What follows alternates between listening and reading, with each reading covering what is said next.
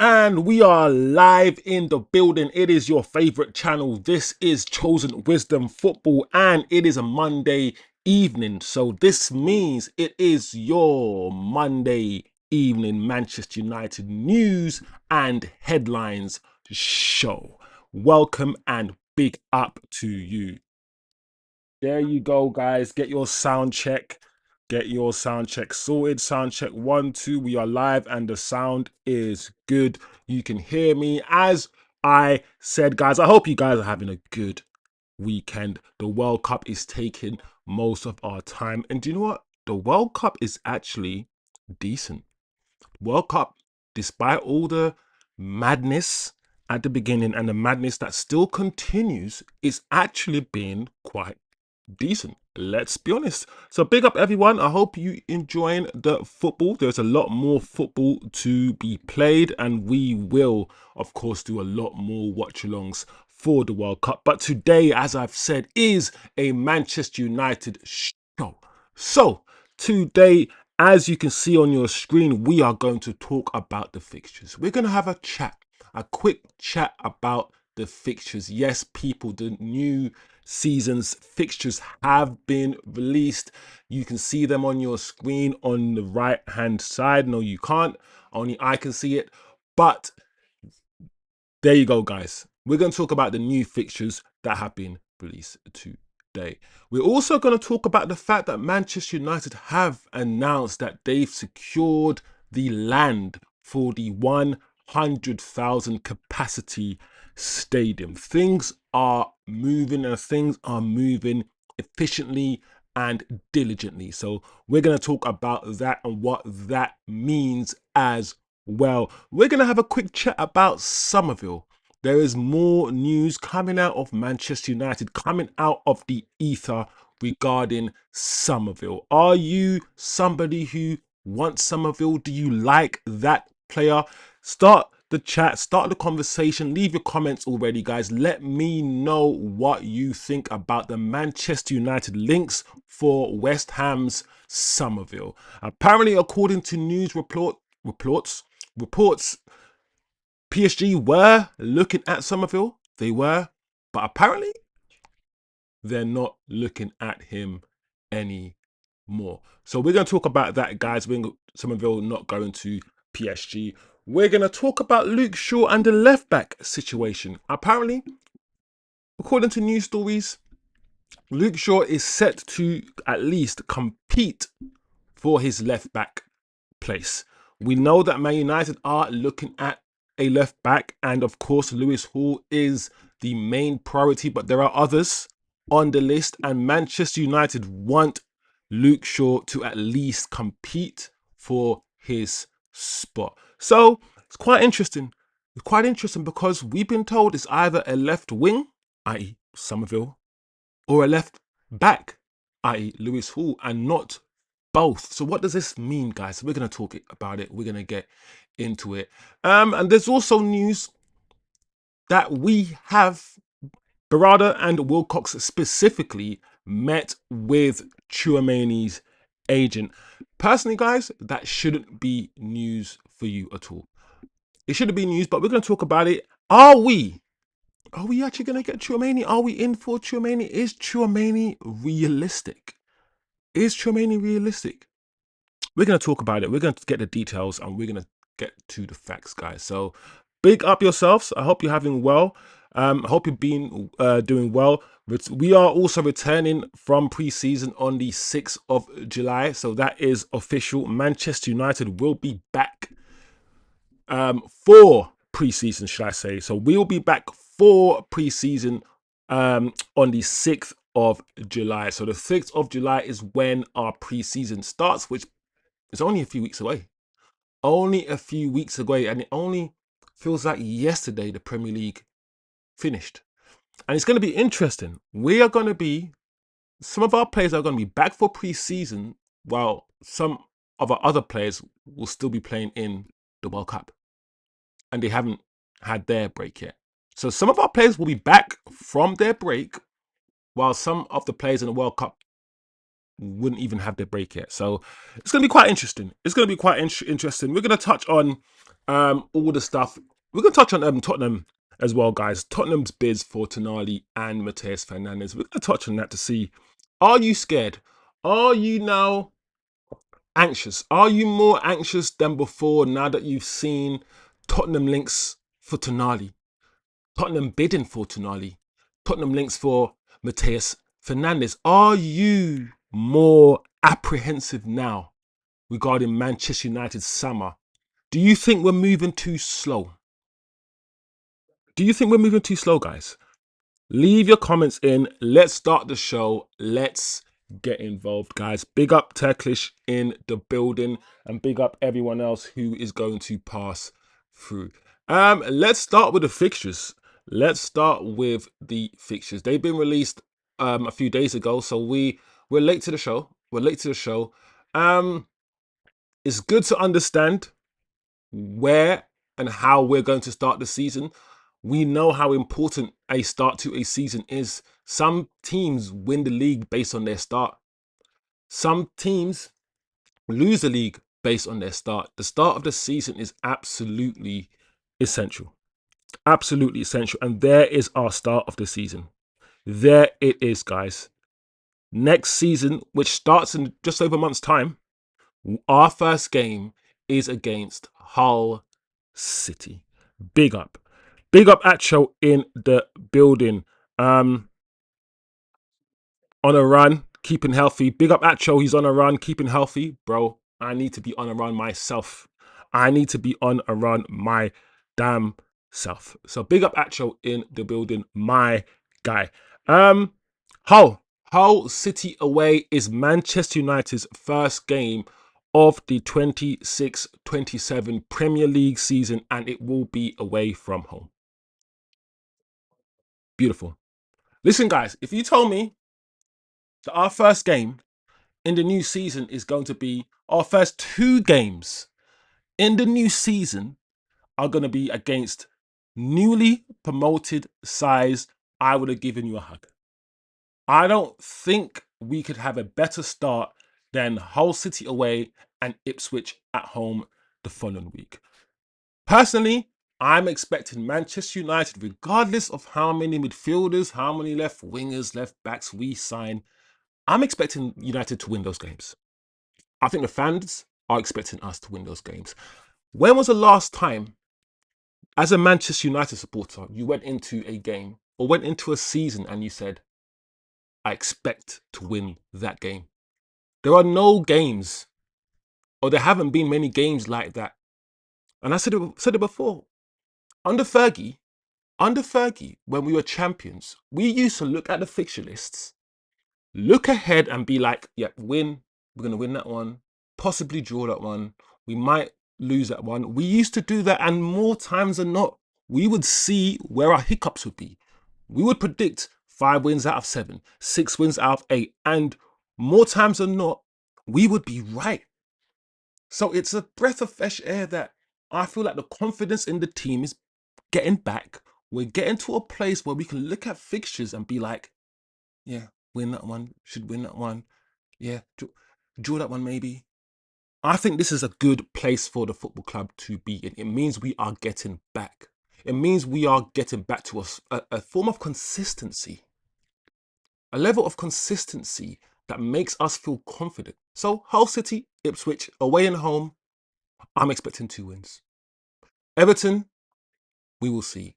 Man City at home, of course, in September is our biggest game. It's our biggest game. We face Man City in our 4th game of this new season. It's at home. Personally, I would rather face City away from home in our first game. But nonetheless, City in September is going to be a crazy game. It's going to be a big game. We know it's going to be a big game. We know. And the next game I'm looking at is Spurs on the 10th of October at home. So we're not going to go through all the games on this list, but it's good for us. Let me know, actually, guys. Anything that jumps out of you, anything you want to talk about, Where you want to take any conversation about the fixtures, let me know. Our May, the end of the season, looks decent. Look at our May, guys. Coventry, Bournemouth, Leeds, Spurs, and Fulham. If we were in a title charge, if we were in a title charge next season and we have that running, you would love it. We would all love it. That's the kind of running you want if you're in a title charge. On our April, look at our April. Our April, Hull City, Ipswich, and Crystal Palace. So it's really the mid of our season. Look at from November to about February. It's a mazza. It's a mazza. We got Spurs, Chelsea in October, Villa and Liverpool in November, Newcastle, Arsenal in December, Villa, Liverpool, Newcastle in January, Chelsea, Arsenal in February again, and Man City in March. But in April and May, chef's kiss. The end of our season, chef's kiss. So whoever did this, if it's random, thank the gods. And if it's not random, we gave them a brown envelope. We gave them one. We gave them one. So big up people. Let me know. Big up Atro. Let me see what Atro's saying. Looks like a good run in my opinion. If we had the squad right now, I would say title charge. That's the kind of confidence that I'm on, you know. That vibe there from Atro where he said, if we had the squad, it's a big if, then he would be confident based on those fixtures that we could be in for a title charge. And I'm with Atro. I'm with Atro. If we get the fixtures done, if we get the players we're supposed to get, why can't we close that 6-point gap to Man City a little bit? It was 6 points, right? 6 points. Why can't we close that 10-point gap to Arsenal? Why can't we? So big up people. We're going to have more conversations about the fixture list. Because at the end of the day, this looks good now. But in a month's time, if Tottenham buy all of our signings, if Tottenham buy Tonali. Also, guys, if Tottenham buy Tonali and somehow buy Mateus Fernandes, let's say Tottenham somehow buy those two players. Do they all of a sudden become a threat? Do they?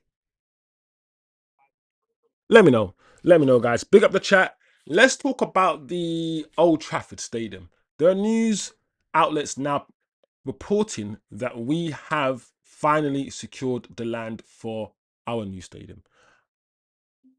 I think I can confidently say that most United fans understand that we need a new stadium, but at the same time, we love Old Trafford. Old Trafford is our home. It's been United's home for about at least 100 years. And it's going to be very strange when we move stadiums. I hope it's going to be called Trafford. We're going to keep the Trafford name, maybe New Trafford. Maybe call it Old Trafford. Maybe just keep the name. In an ideal world, I wouldn't mind keeping the name Old Trafford, personally. I wouldn't mind. But Manchester United have secured the land. We have secured the land for our new 100,000-seater stadium. And as you know, Manchester United are trying to raise money for this stadium by going through the government.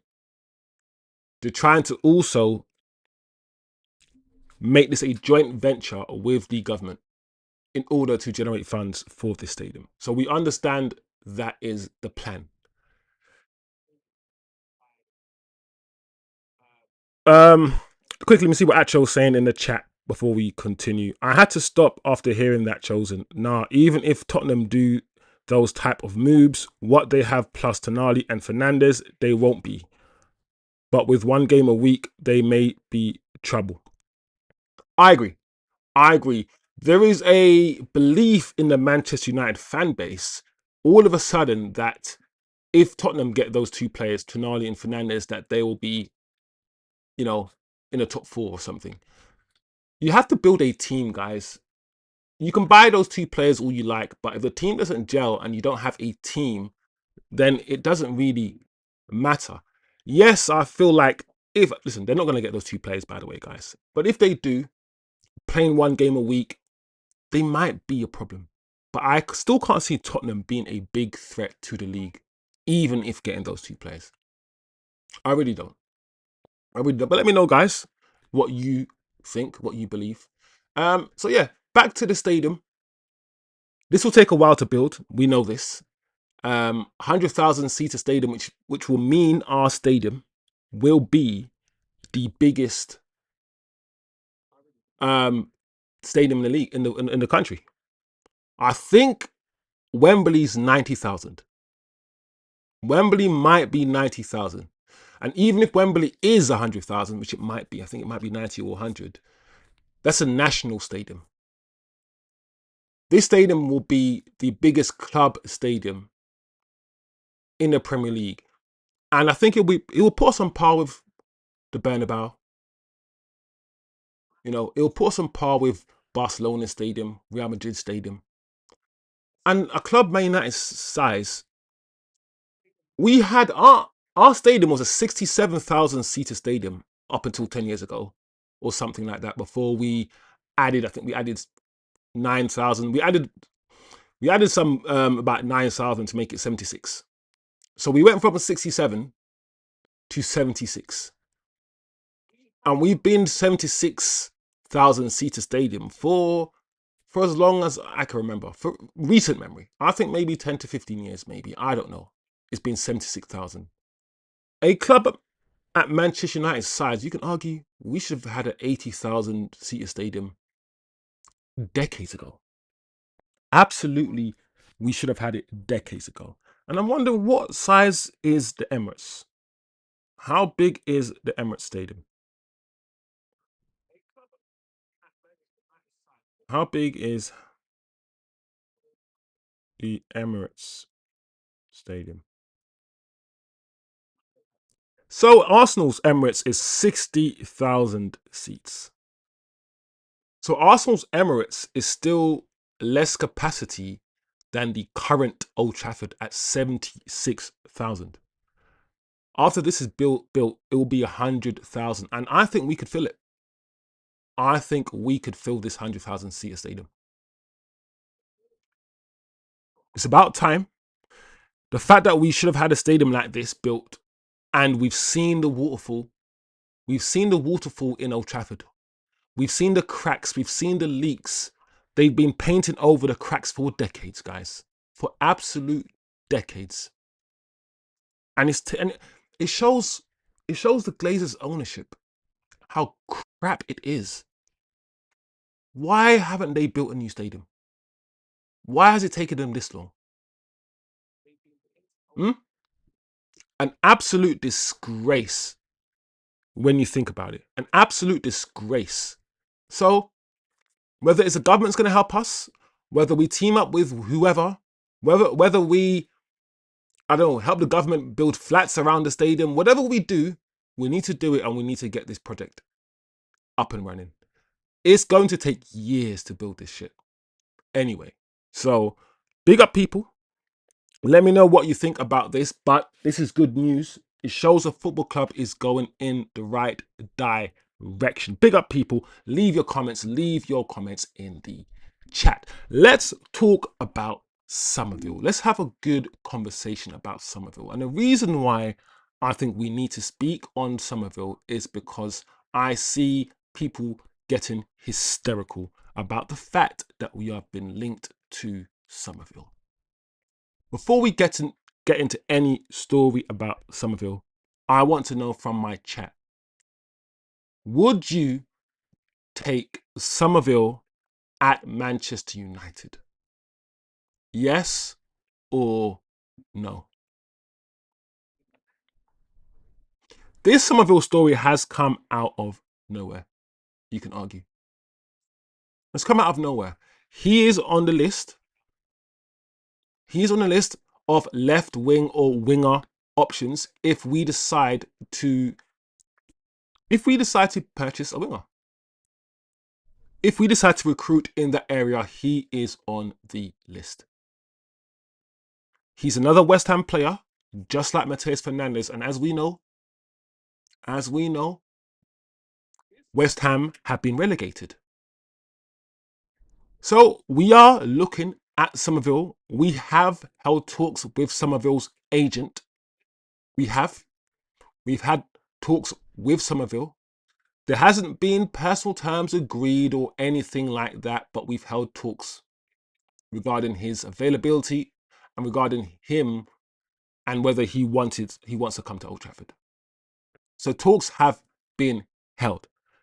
The question still remains is, I see a lot of United fans who are either upset with this link because they want another left winger. They are frustrated that he's not good enough and we're once again linked with a player who's been relegated. And there are some people who are like, haven't made their mind up yet. There are some people who think Summerville's a decent and think he's a decent backup. And of course, there will be some people who really rate this guy and think he's amazing. I think we need to get him at all costs. Where do you sit? Where do you stand on Summerville? Let's read the news. Let's see what Fabrizio Romano has said before we get into it. Crysencio Summerville is not a priority for Paris Saint-Germain at the moment. He is on the list of Manchester United, keeping a close eye on him. There will be movements. I think Summerville will probably leave because he's actually good. And this is probably where the conversation needs to start. How good is he first and foremost? Some people are saying he's not good based on the fact he got relegated with West Ham. And I've always said we have bought players from relegation teams before. Cunha came from Wolves and Wolves are shit. I think we need to learn as football fans how to assess a player's ability independently away from the football team that he's playing for. How good is his first touch? Is he a good dribbler? Does he have close control? Is he a good passer of the ball? Can he shoot? Can he finish? What's his IQ? What's his decision making like? Can you, as a football fan, assess Summerville independently away from the shitness that he was playing with? Or is it he's playing for West Ham are rubbish, so he is rubbish? Is it that simple? This is where I stand on Summerville. Because now that he's playing for Holland in the World Cup, starting games, scoring goals, I see the United View, flex on the United View. I see the United Stand. I see a lot of these channels now saying, go and get me Summerville. Based on the fact he scored a few goals in the World Cup. Go and get me Summerville. Go and get me Summerville. And I think that's wrong. I think if you did not want Summerville before he scored those 2 goals in the World Cup, you should not look at those 2 goals in the World Cup and be like, now I want Summerville. No. No. I don't think that is right. I think you should be able to make your mind up based on the season he's had and how he plays football. This is where I am with Summerville. I've watched him enough now to think that he is a good player. His profile, he's 24 years old, so he's not too old. He's not as old as Mbumo and all these guys. That's a good age, good profile for Ineos. He's quite small. He's probably like 5'6", 5 foot. He's not a tall person. Got decent speed, good speed on him. He actually has good first touch, close control. He's a close control dribbler, not a kick and run dribbler. What I like about Summerville is that he drifts in field. He can go down in the wings, but he drifts in field. He drifts into space. He's proper Dutch. And the Dutch, historically, for me, have always been a football team that know how to play with spaces. Whether you're Frankie de Jong of recent time, Donny van der Beek, these guys understand space. Summerville is also a good finisher. I've seen him smack the ball into the bottom corner with his left foot, and I've seen him do it with his right foot. All this being said, I think Summerville is a good player. At age 24, he isn't in his prime yet. He's going to get better.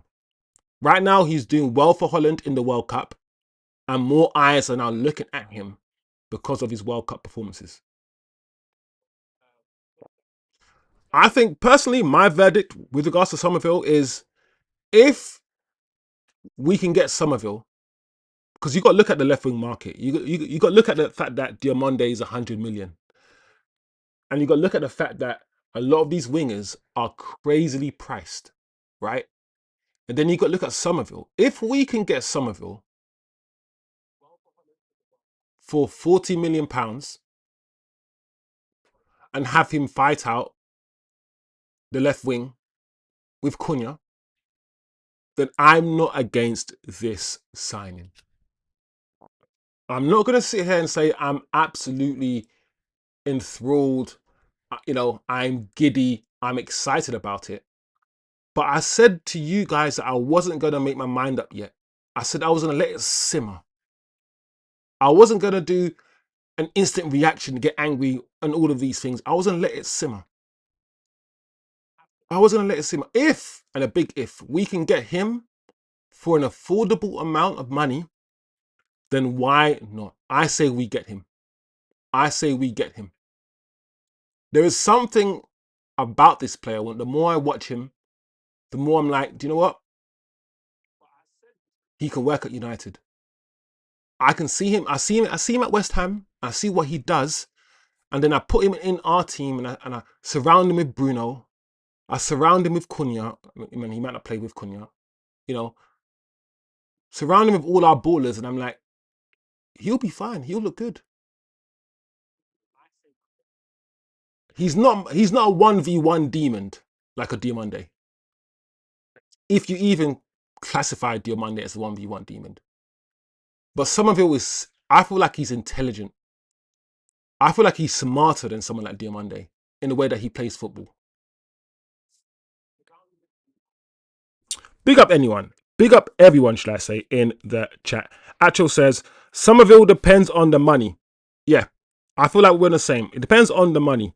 As I said before, says Acho in the chat, I don't think he's a floor raiser or world beater, but he can be useful as an outball. I rather Njai though. I think I'm in a similar boat to Atro.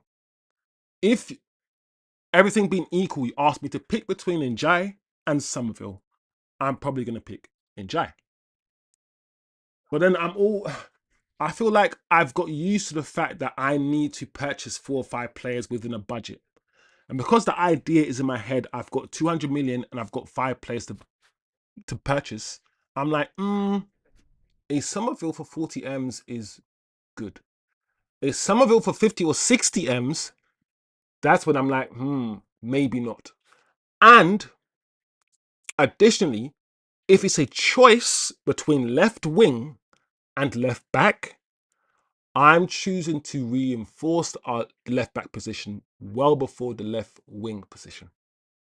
That's me personally. Let me know how you feel.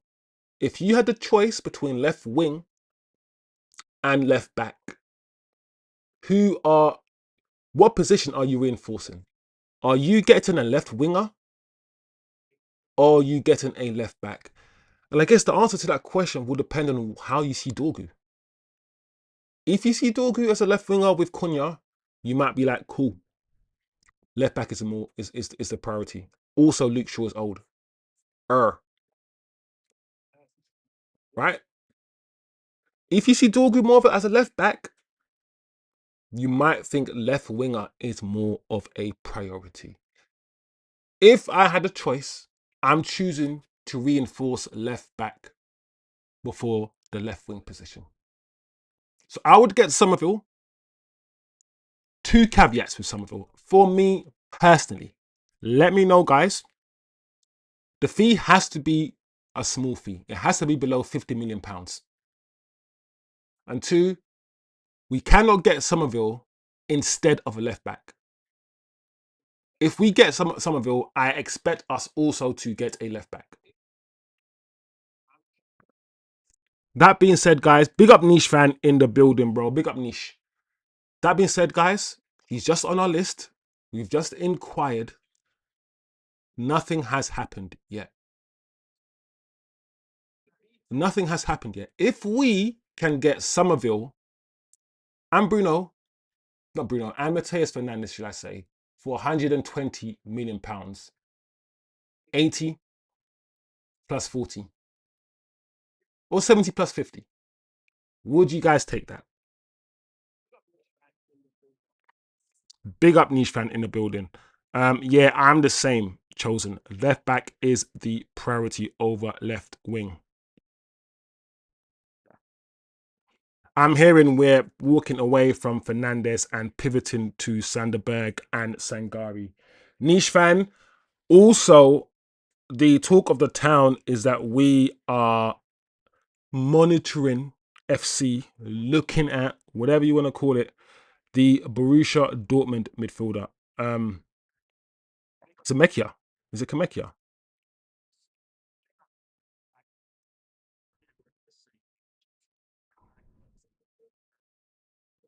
Do, do, do, do, do, do, do, do, do. Sorry, Nemeka. Felix. So, Niche, to your point, Felix is on the shortlist, bro. Felix is on the shortlist, and I'm pretty sure Atro, was it Atro? It might have been Niche or Atro. Somebody in the chat mentioned Nemeka already. And this is why we're going to talk about Mateus Fernandes. In fact, let's talk about it now, since you guys brought it up. So,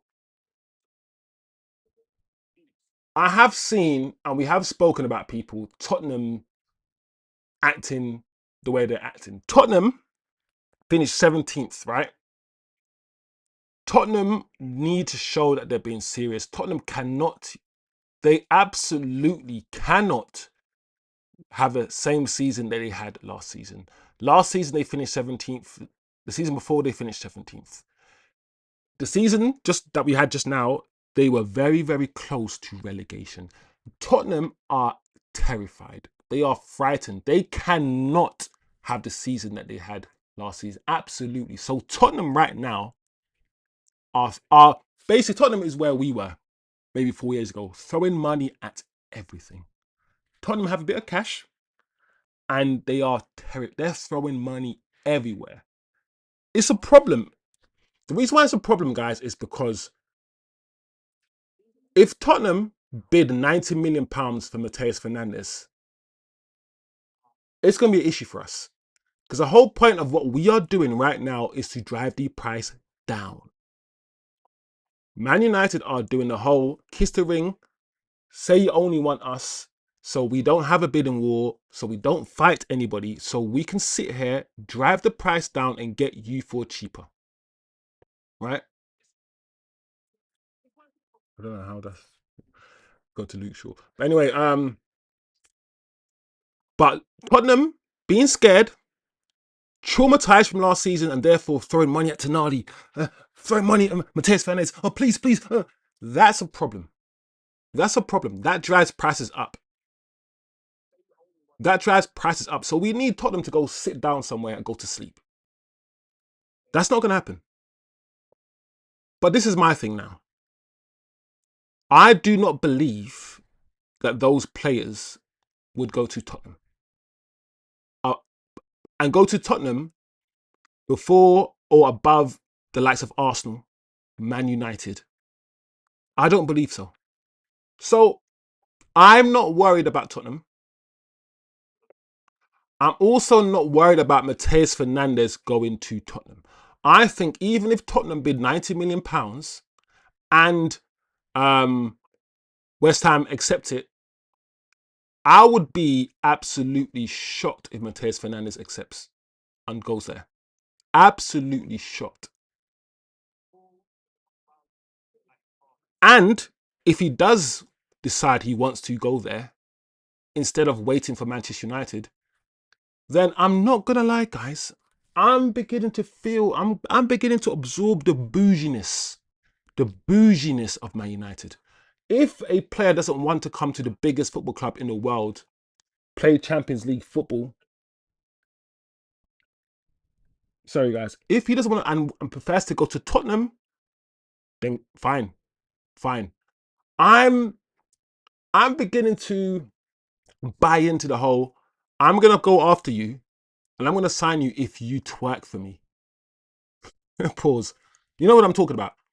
I like that approach. So if Tonali and Mateus Fernandes say yes to Tottenham over us, then I'll tell them to F off. Cool. You know that sour, I didn't want you anyway. Well, I didn't want you in the first place. You're ugly anyway. That's the vibe I'll be on. That's the vibe I'll be on. How dare you choose a 17th place Tottenham over Champions League big boy? How dare you? So that is why I'm not worried. The reason why I'm not worried is even though I like Mateus Fernandes, guys, I'm seeing Felix. Yeah, I'm seeing man like Felix Nemeka. And the only reason why I'm not fully excited about the Nemeka thing is because Nemeka's injuries have been a madness. Nemeka, he is a baller. He's Nemeka. Let me know if you agree with this, Niche or Achel and anyone else. But Nemeka from Dortmund, he's Gravenbergish. Doesn't he play a bit like Gravenberg? Doesn't he play a bit like who was the guy that that played for Chelsea that had tech but was always injured and he's tall as well. So I don't mind. Like if Mateus Fernandes is 80, goes 90 million, 100 million pounds, and United say, do you know what? We want this guy, but he's too expensive, and let's go and spend 50 million pounds on Nemeka. I would be like, cool. I would be like, cool. I feel like the midfield market is there's a few players here in the midfield market that are like a bit more elite. No one's elite. I don't think Tchouaméni's elite. I don't think Tonali is elite. But there are players who are a tiny bit more elite, right, than others. But I feel like the midfield market here is thick with you got Alex Scott, you got Tchouaméni, you got Nemeka now.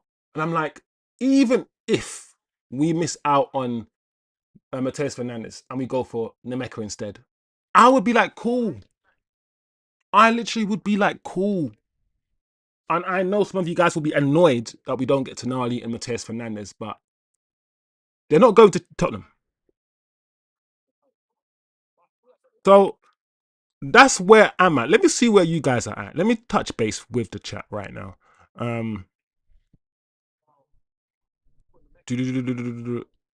Yep, I'm hearing walking away from Fernandez. Yep, I think I addressed that a little bit. Summerville won't happen. He will command 60 mil. Then that's fine. I also think that. Do you think Man United are in danger, guys, of not understanding the market? You know when you enter the market and you know when you got £50, yeah, and you know the trainers cost £40, right? And you walk into the shop and you only got £50, so you're willing to go up to 50 because you got 50, but the trainers should cost 40. And you walk into the shop and the trainers cost 60, and you got to borrow £10 to get it, or you walk away. And then United are like, no, I don't want it. Then we walk away, then someone else comes into the shop with £60 and buys it. Are we in danger also of not understanding the market and being a bit stubborn? Is there a fine line, guys, between being stubborn and being principled? I don't know. I don't know. Niche fan says they've got the land now, so I'm expecting a complete spending pullback as they look to raise funds for the new stadium. Niche fan, is one thing I've noticed that I haven't said on this channel yet is that based on what I'm hearing and our budget, we are scheduled to spend less than I actually thought, which means a lot of the money that we earned this season that I think would have been put on transfers are getting absorbed back into the club to pay off the loans. Because don't forget, we overspent. We didn't have Champions League last season. We didn't get Champions League money, and we spent about 250 million. And don't forget, we pulled some loans and we pulled some levers to get the extra money for the striker, Sesko. So I think some of the money that I assumed would be for transfers have been absorbed back into repaying some of those debts. That's what I believe. I didn't hear about the Dortmund player. That's why you're here, niche fan. That's why you're here, to hear some news, bro. To hear some news. Yeah, Felix. I know we have scouted him before, but he has been performing for Germany, so he is going on a premium. I think we can get Felix in the Mecca. Yeah, for cheaper than Mateus Fernandez. I bet we see the private finance porting now the lands have been acquired. That's the hope. That is the hope. The hope is we will get someone else to help us build this stadium, i.e., me and you. You know, but if not from the public, there will be private investors. There will be private investors too, niche fan. So you're right. I wouldn't be shocked if Gaza went to Spurs. I Mateus Fernandez, if his hero is Bruno Fernandes, if all we've heard is correct, he loves Bruno. Bruno's 30, he's 21, which means when he was 10, Bruno was 21, which means as a 10-year-old, he was watching Bruno Fernandes, which means as a 15-year-old, Bruno would have been, 25. As a 16-year-old, Bruno would have been about 20. Bruno would have been at Man United, yeah, when Mateus Fernandes was 16. And don't forget, the whole Cristiano Ronaldo playing for Manchester United as a Portuguese legend, Bruno playing for us, Dallo, Nani playing for us, Anderson, Brazilian, but still Portuguese speaking. There is a lure for Portuguese ballers to Man United. Whether it started off with Ronaldo, it doesn't matter. There is an appeal there for those sort of ballers. If everything is correct, there's no reason why this Mateus Fernandes is going to Tottenham, unless Man United say the fee's too high and we've pulled out. Then Mateus Fernandes, will say, cool, I will go to Tottenham. I can't see any other way. We would have to pull out and say we don't want this guy. I think, and we keep forgetting this, West Ham, they want a bidding war.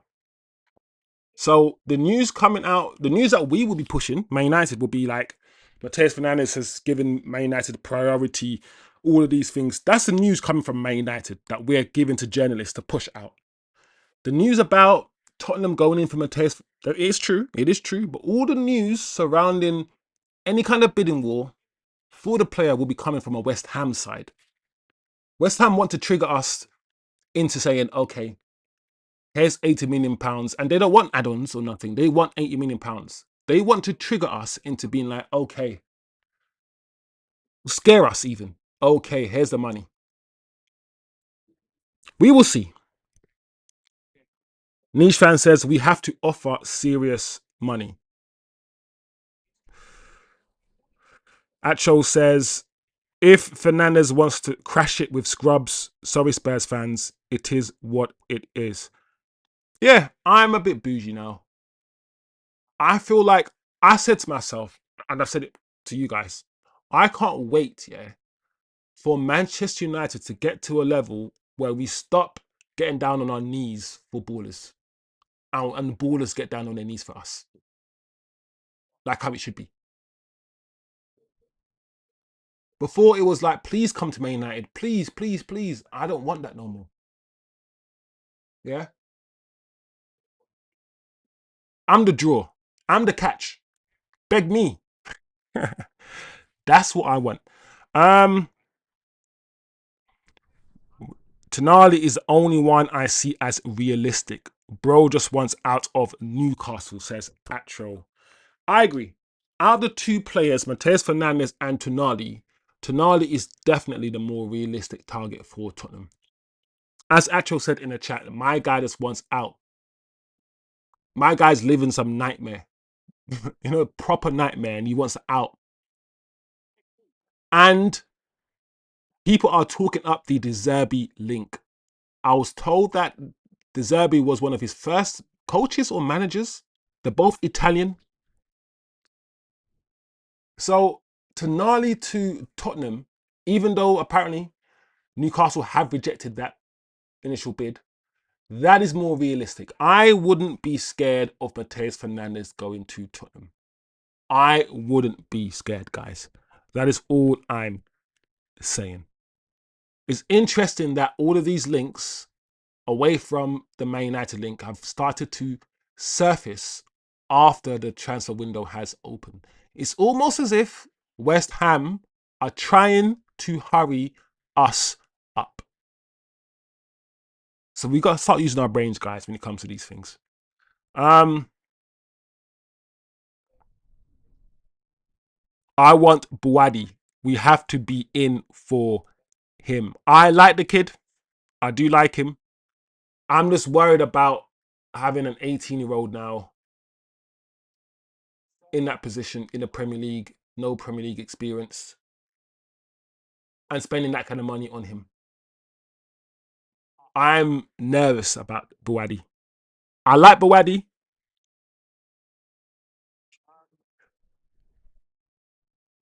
Oh, not Matic. Atro. He's a black Chelsea. I used to love him. He's silky, bro, midfielder, and he played for England. Oh, bro, I love that baller, bro. Tall, lanky, black baller played for Chelsea and England. I think they loaned him out to Italy. Oh, no, midfielder. This is annoying me, man. Was it Chelsea? Oh. Help me out, guys, please. Oh, man. Flipping that, guys. Help me out. I'm not getting. I need to find the baller's name. Flipping heck. Loftus! Of course, yes! Man, fucking Loftus Cheek. Bro, I promise you, yeah, Loftus Cheek is a baller. I don't care what any of you say to me right now. It's all void. Because I like Loftus Cheek. The Loftus Cheeks, the Gravenbergs, they're all the same baller to me. They've got that tall, sort of like they can glide, bro. Press resistance. Hey, Loftus Cheek. Hey, Loftus flipping Cheek, bro. His injury. The thing about Loftus Cheek, yeah, I think Loftus Cheek's trajectory would have been out of this world if man was just if he weren't made of glass, yeah, and always injured all the time, yeah. I reckon Loftus Cheek would have been an absolute baller. You know when like them young injuries, them early injuries just kill you, and you don't get to the next level because of them. I don't know. He's only bro, man's still only 30, still playing in Serie A. Loftus Cheek. Yeah, yeah. Anyway, let me see what the chat's saying. Um, Who already signed Van Hecker niche? Who signed Van Hecker?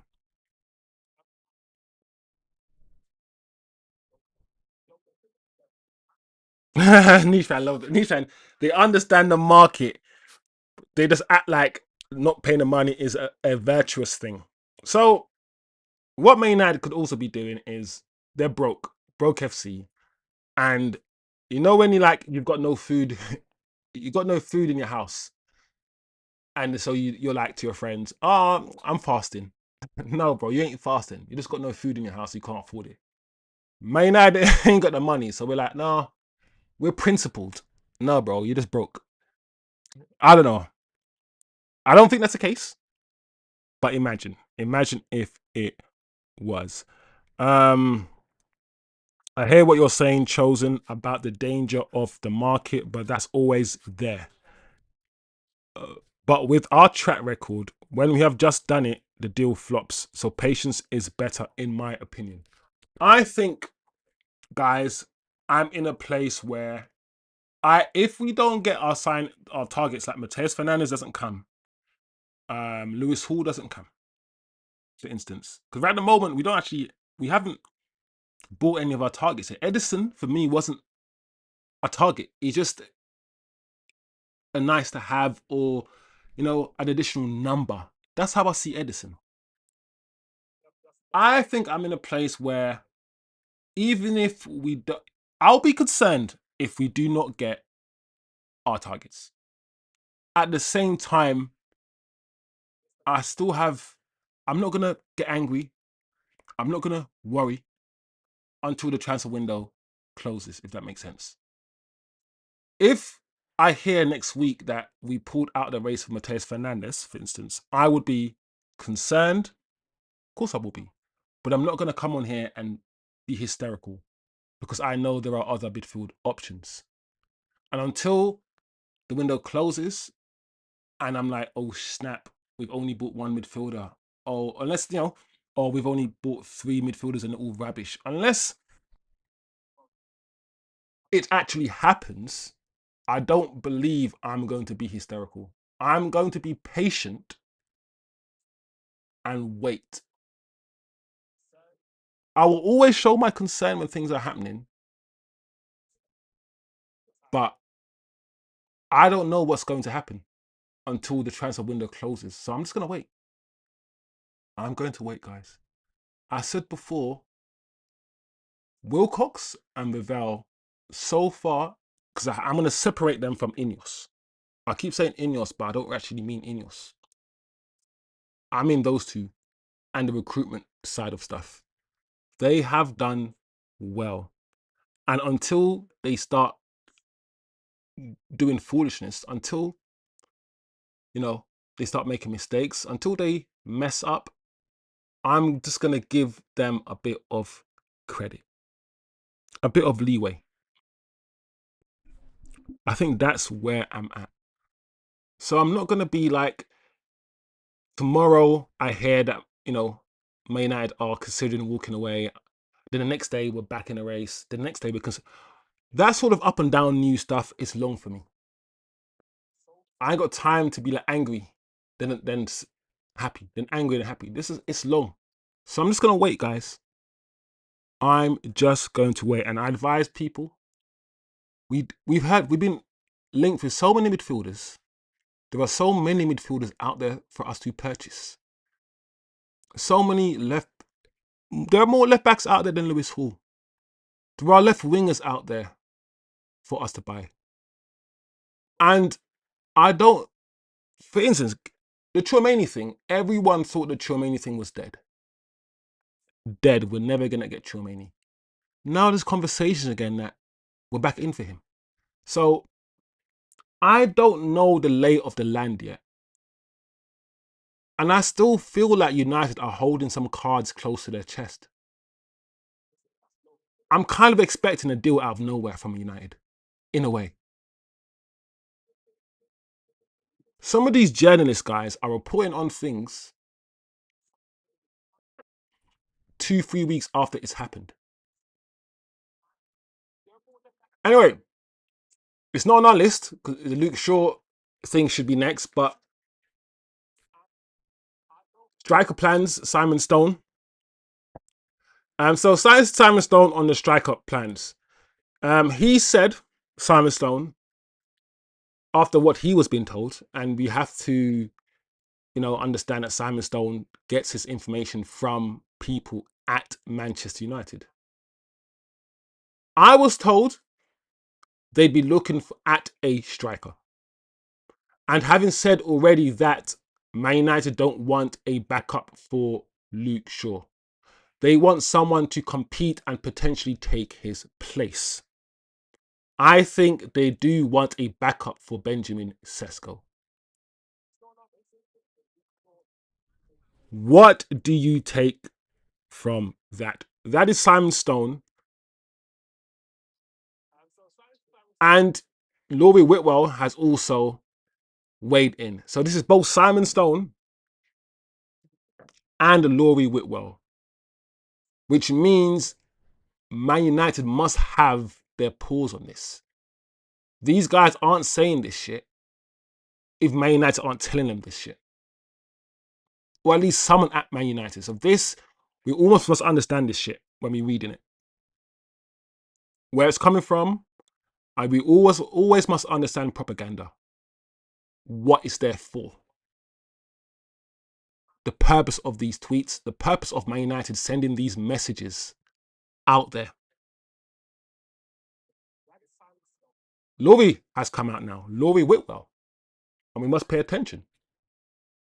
It's kind of linked to Patrick Dorgu's situation. And that is what I've said to the chat, even before reading this or having to listen to these guys. Chosen Wisdom understands it has to be linked to Patrick Dorgu. I've used my common sense, even though there's no such thing as common sense. But I've used my common sense to denote and understand that Dorgu is directly linked to the left wing and left back situation. Laurie Whitwell continues and he says, I think there are people around Dorgu that see him as a left back, an attacking left back. Cool. So you look at him as an alternative to Luke Shaw. He's just an attacking left back. If United, for their money, want to put goals in the team, then you look at him as a left back. And they'll go for a left winger. So that's a position that's been repeatedly said to me. United are in the market for one, and that's where Summerville interest comes from. So we're hearing conflicting things. Let's start with the first week, Simon Stone. Simon Stone has said that we are going to get a player that competes and takes Luke Shaw's place. Right? While the striker we get, if we get him, will be a backup to Benjamin Sesko. Right? That's what Simon Stone has said.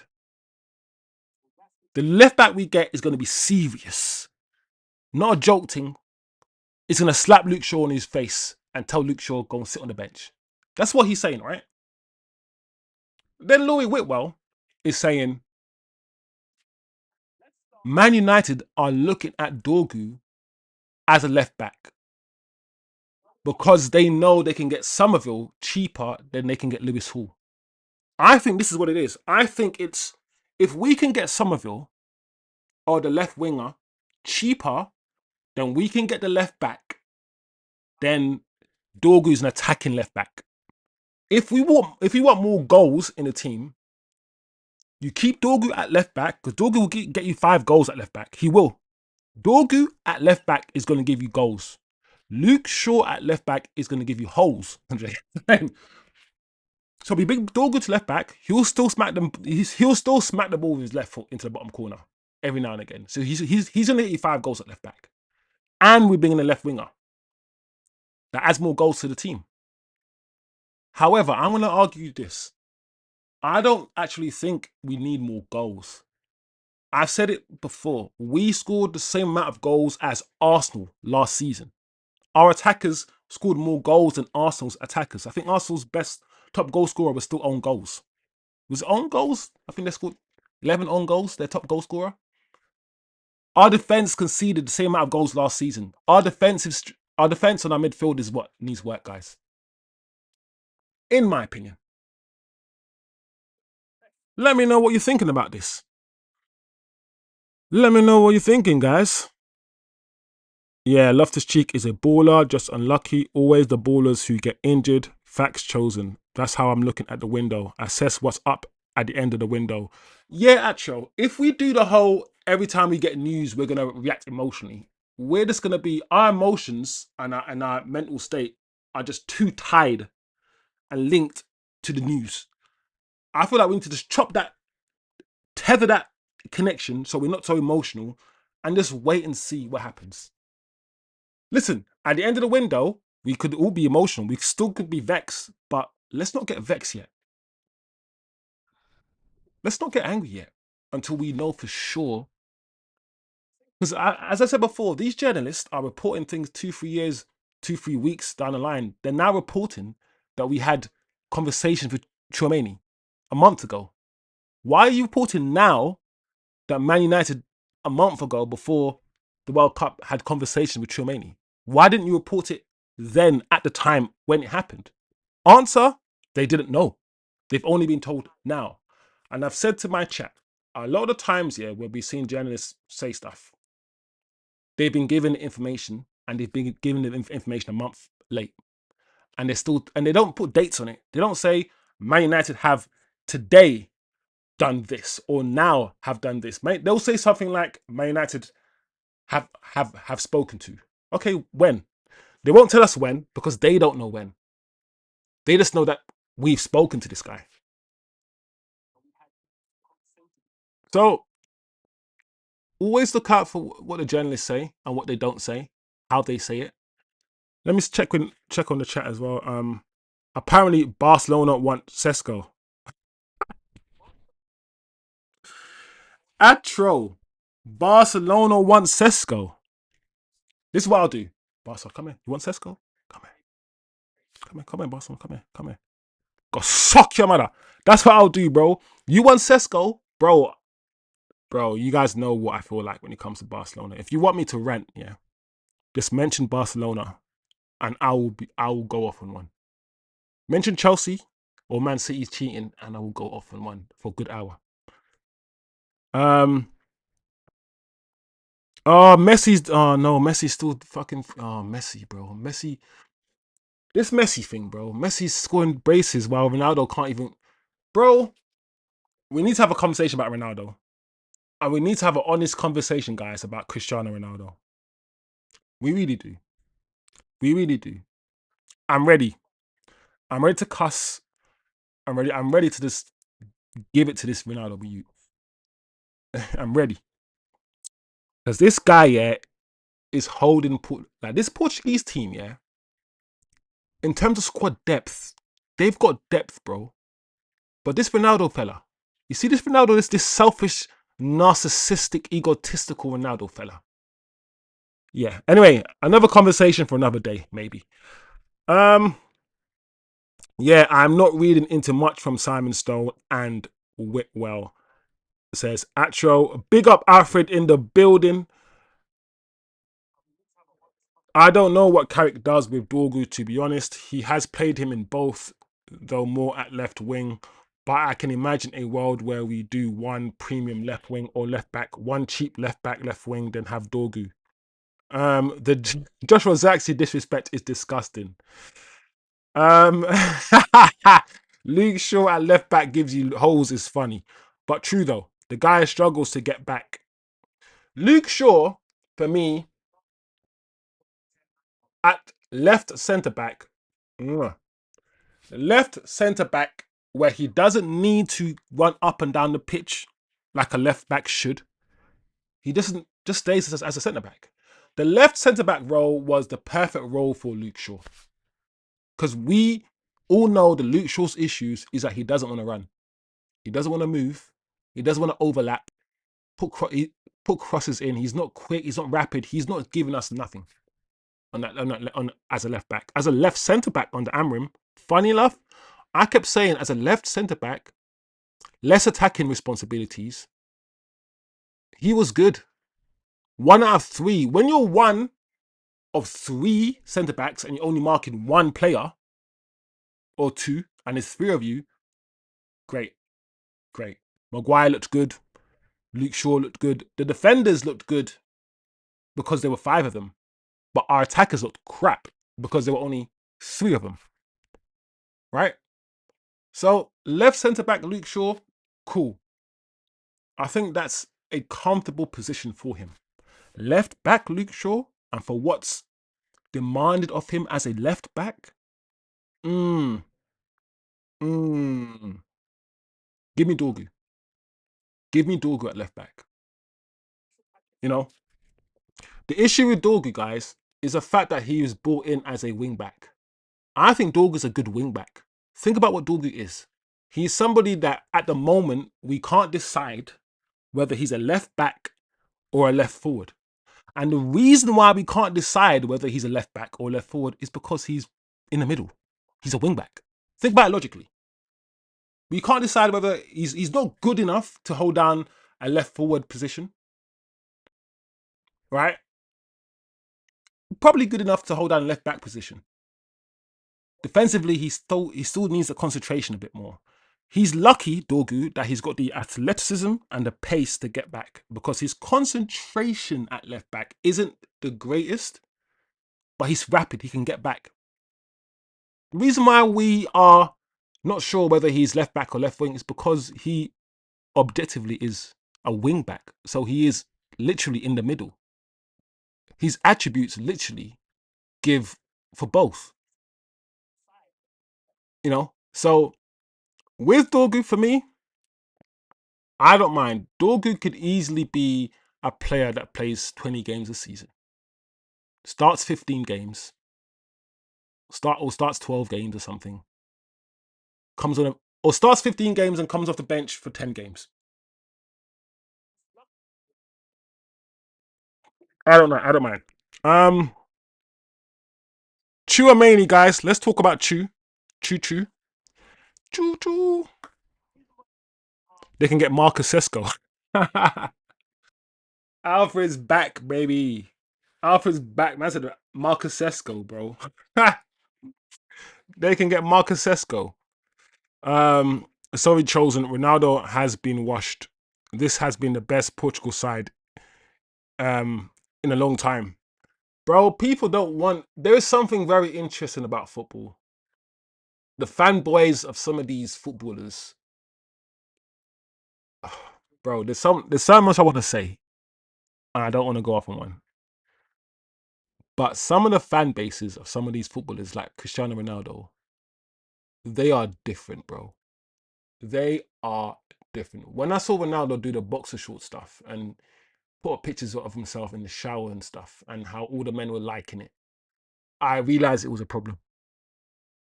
I've never lived in a world, yeah, where I saw any of my favorite ballers, Ronaldinho, whatever, in boxer shorts and showers and shit, and I like the pictures. I've never thought that would be a thing in this day and age, and I think a lot of what's happening, there's a worship, and not a worship of talent, but there is some sort of, you know, how politics, how people worship Trump and some of the most disgusting people. There's a worship of narcissism that we do, and we don't know how to separate some certain character traits or and assess certain character traits as good or bad. For instance, we like to say, be proud, be proud, be proud of it. But if you're religious, pride is supposed to be a sin. Should you actually be proud of anything? Apparently pride is bad. So I don't know, like, bro, there's so many things I can talk about Ronaldo. This stuff is weird, bro. Like, I feel like Ronaldo is so self-centered, yeah. He'd rather the team not score goals if he's not scoring. That's literally how I think Ronaldo is. Like, he has no self-awareness, bro. Does he not understand? Listen, I saw that match the other day, and I saw Ronaldo drop deep, and I'm thinking he's gonna do something. You know what he did for United when he came to United as a striker, and I said, please don't sign Ronaldo, Man United. It's going to disrupt the development of Rashford, Mason Greenwood, all the attackers that we had on the Ollie that were just balling out. Sancho was starting to feel his feet. Don't buy Ronaldo, please. And we bought him, and I said it was a mistake. This guy scored goals for us, but his overall play, if in the game, yeah, he would drop deep to receive the ball and just pass it backwards. So he would drop deep, receive the ball with one touch and just give it back and then run. He had 12 touches in the whole match. And all he did was drop deep, touch the ball, and give it back. That was his contribution. 12 times he did that. Moved from his striker position, drop deep to receive the ball, didn't turn to face the defenders, just drop deep, one touch, give it back. That's all he did. And I remember, hold on a second, that's all he would do at United as well. When he came to United and he played striker, all man did as a striker was drop deep, receive the ball from whoever, and give it back to them, and then run back up front. Bro, this Ronaldo guy, yeah, has been washed for... Ronaldo's last good season was probably his last season at Madrid. I'm not a fan, yeah, of the striker Ronaldo. I've said it many times. When Ronaldo lost his pace, lost his ability to get past a man, lost all of these things, and decided to go hang and just stay up front and become a striker, I said, yeah, he's done. I said that every team that he now plays for has to just play for him, play through him, walk around on a pitch, he'll stand there, not move. He only can score if the ball lands at his feet perfectly and he has a tap in now. This guy's washed, fully washed. And he's holding Portugal back. He can't move. This guy can't run. And there's no self-awareness of this guy. That's why I'm like, listen, the Homelander footballers, this is the trio of these are my Homelanders. Obviously, Homelander is Homelander, bro. Homelander is crazy. Narcissist is Homelander. There's the Homelanders, there's Trump, there's Cristiano Ronaldo. There's Cody Rhodes from WWE. These Homelander ballers, bro. These Homelander ballers. So I'm sorry you've had to listen to this rant about Ronaldo, and I could keep going for an hour. I've only just begun. And don't get it twisted. I love Ronaldo. Ronaldo at Man United, yeah. The 24-year-old Ronaldo that won that Ballon d'Or. You see him? See the Ronaldo that went left, that went right, left foot, right foot, jinx, jinx, jinx, slap, bottom corner. See that Ronaldo that was scoring 30-yard free kicks, 40-yard free kicks? See, you see that Ronaldo, the Ballon d'Or one? Yeah, cool. I can fuck with him. You see the Ronaldo, the 2-3 years Ronaldo when he went to Madrid, when Di Maria, Gareth Bale, Kaka, Benzema, the best players in the world were just feeding him. And when he went to Ronaldo, he wasn't a striker. I mean, when he went to Madrid, he was, once again, off left, right, forward. I could fuck with that Ronaldo. But you see that Ronaldo that lost his pace and lost all this shit and became a striker? See that Ronaldo? See the Juventus Ronaldo? It ain't for me, guys. It ain't for me. So yeah, sorry. I deviated, but I just needed to just let that out, man. Let that Ronaldo hate. Things I know, it's not Ronaldo hate. It's not Ronaldo hate because I like Ronaldo at United. I like that fearless Ronaldo that was dribbled left foot, right foot, just did whatever he wanted. And the thing that I don't like about Ronaldo is the idol worship, bro. Big up Eddie. I just looked down and I saw Eddie say something about idol worship. Bro, I can see that. I love Pogba, but Pogba, he's finished. Pogba's body's finished, bro. You know when you can't just admit, you can't even admit, yeah, that man is finished. I love Ronaldo. He was a Man United legend, but I can see that he's washed. He's done. This is just a Ronaldo show. 6 World Cup. Just so he can have the record. Just so he can have this. Just so. Bro, I'm done with that shit, bro. I'm done with that shit. Man changed his game just to keep up with Messi. Messi was just doing his thing. Messi like said, I ain't changing my game. At 20, I'm gonna be doing this, and at 40, I'm gonna be doing this. And I'm telling you, from the age of 20 to the age of 40, I'm gonna be playing the same game. Messi hasn't changed, he's just got slower. That's it. Ronaldo has changed his game like 3 times. You can argue that means he's better. No, it doesn't mean he's better. Messi's only lost pace. Messi can still strike a ball into the top bins. Messi can still do shit. Ronaldo has lost more than pace, bro. Ronaldo can't move. He can't move. Like, oh, his. I think what annoys me the most is not just him, bro. It's his fan base. It's the kids, bro. It's the 15-year-olds. It's the guys who think football is played by one player. It's the I show speeds who say things like Ronaldo's gonna win the World Cup, bro. A team wins the World Cup, not a player, bro. Like, oh, it jars me.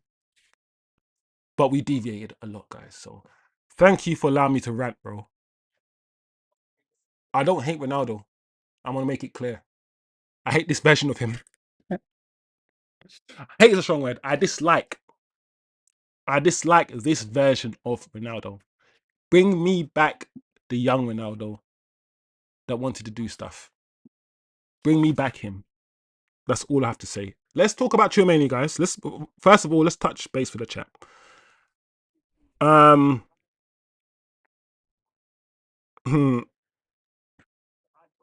yeah, if Shaw is doing left centre back, he's fine. He can do a high line there. Yeah, I don't mind Luke Shaw. Like I said, left centre back.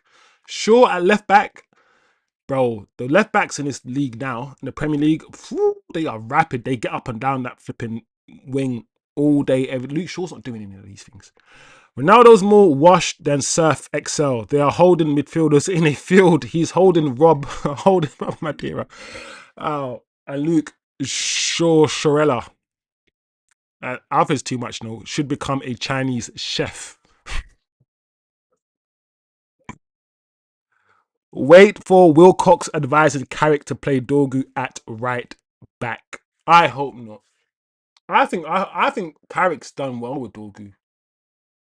I like listen, Dorgu as our Park Ji Sung type player, I don't mind. You know when Dorgu's shown his versatility, all Dorgu now needs to do is play 45 minutes in the middle of the park. If Dorgu can play 45 minutes in the middle of the park, then let Dorgu be our Park Ji Sung.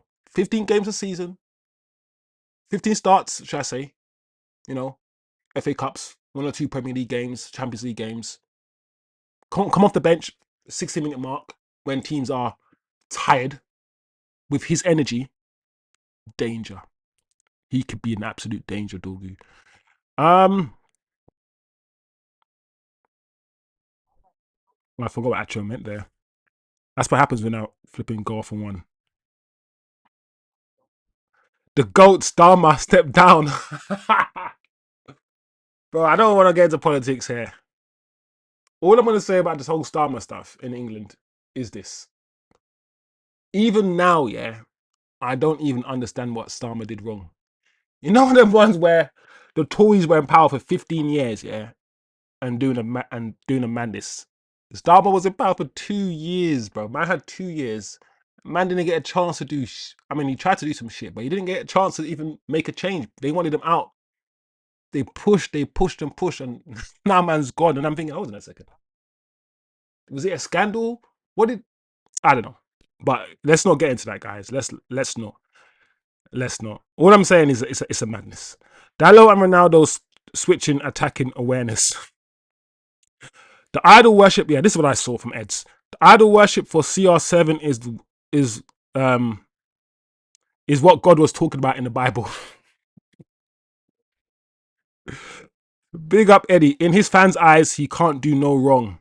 Yeah, Eddie, I don't like the when human beings get to a point, yeah, where you attach yourself to the player, you see yourself through the player, you have a illogical attachment and illogical love and feeling towards the player to the point where, just like Man United, if anyone criticized Man United, you, me, we will defend Man United. We're like, shut up, man. Man United, we're the best. And you get that with players too. And I will say to you guys how I'm biased for Ahmad, for instance. I will say I like Ahmad, not just as a footballer, I like him as a person, which means when you guys criticize Ahmad, I might defend Ahmad a bit more than I should because I know that feeling is there. I know that warm tummy feeling of that unconscious bias towards him is there, right? But if Ahmad was playing rubbish, I would call it out. It's the fact that his fans, CR7 fans, can't even call him out, bro. It's beyond football. And that's what I don't like, guys. Listen, I think, yeah, if you are gay, good for you. It's not a channel for homophobic people. Everyone is welcome. Gay, straight, whatever. As long as you love football. But what I do not want, yeah, is to turn football fandom into this, I fancy this player. And you can't defeat that because that's a deep love, that's an unconscious bias that no matter how shit that player plays, the fans will just back him forever. It's infesting football. I love gay people. If you want to do whatever you want to do. But this is sport. We should be able to talk about this man as a sportsman, as an athlete, without 100 million people all messaging saying, I hate you. You're Ronaldo hater. He's the best ever. No, bro. Anyway, see, you guys are starting me back again. I don't want to go down that route again. It's just that this is weird. Anyway, let's do the you man not getting. You man are starting me on this Ronaldo rant, man. Allow me. Even his family don't tell him the truth. And his stepovers were the cherry on the cake. He was circling his legs like a ballet dancer, swinging his legs like a magical wand. Bro, Alfred, the 17-year-old, yeah, Cristiano Ronaldo, that was just doing a mad thing. Okay, the stepovers that I like personally, Ronaldinho and R9 stepovers. The stepovers where your whole body moves. So it's like rather than the CR7 stepovers where he stands, his body's straight, but his legs are just dancing. I like the R9, the Brazilian stepovers where they do this. They move their body. That's a stepover. And when you do that stepover where you're moving your shoulders and moving your whole body, I think those are better because you're being more deceived. The whole stepovers that CR7 used to do was for show. He used to just step over. He never beat anyone with a stepover, but they were good. And he used to do that wiggle leg thing. Another thing that Anthony kind of does. He used to just get his leg and wiggle it, and then he would just move the ball quickly. And then you have Ronaldinho and these guys when they do stepovers, they literally leave people on their bums. When they do stepovers, their whole body moves, and because your whole body's moving, you actually think they're gonna move with the ball. So you go wherever they're moving, you go. I like those stepovers, but yeah, that young CR7 with those mad quick stepovers, yeah, that he was a baller, bro. That's what I love, bro. That buck tooth, that buck tooth CR7 with those stupid blonde wiggly curls, bro. And he's Bring me that. Bring me that humble. No, back in the day when Ronaldo had buck tooth, he was ugly. He wasn't attractive. Let's be honest, he was a butters guy. You know that Ronaldo where he just humble, just did step overs. He was happy to be at Man United. He was like, whoa, this is the greatest. Now look at Ronaldo now, bro. Look at him now, bro. Bring me back that Ronaldo. Um,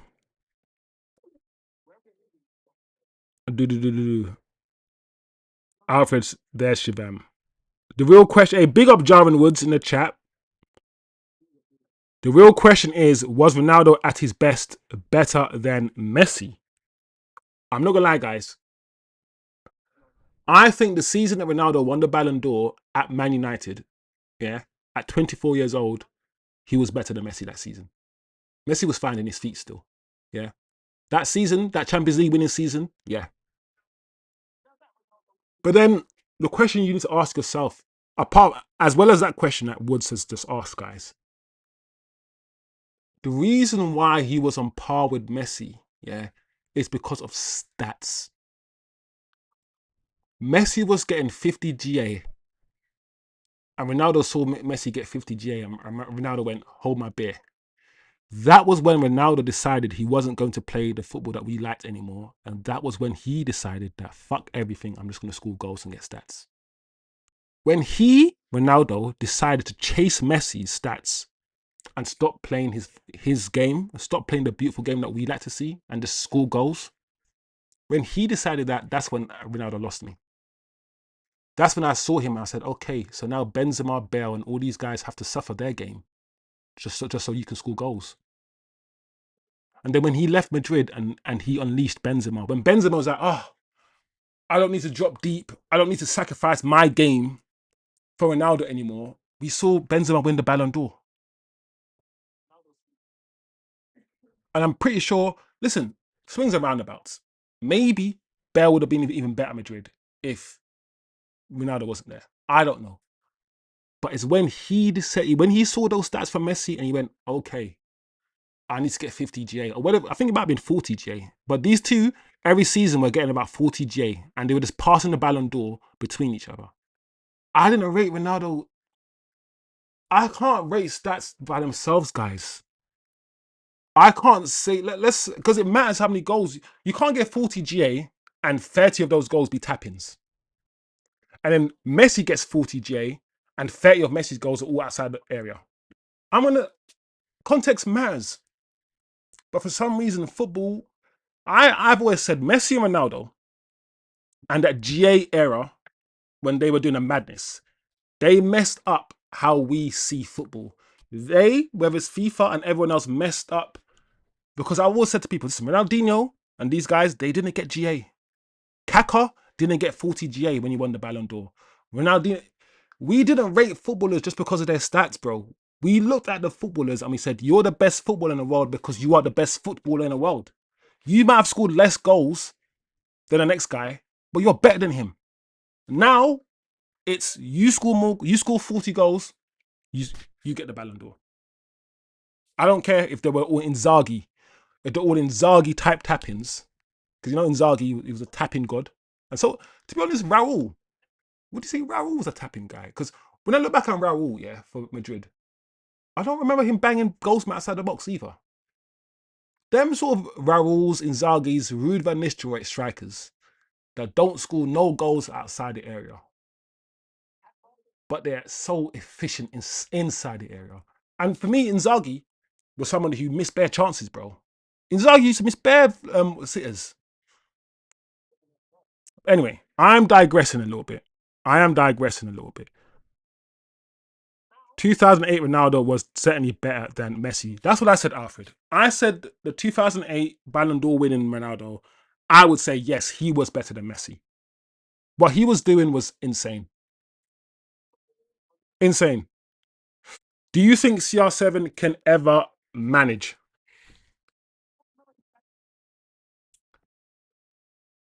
I think he could. I wouldn't put it. The problem is, yeah, I don't know who can manage until they manage.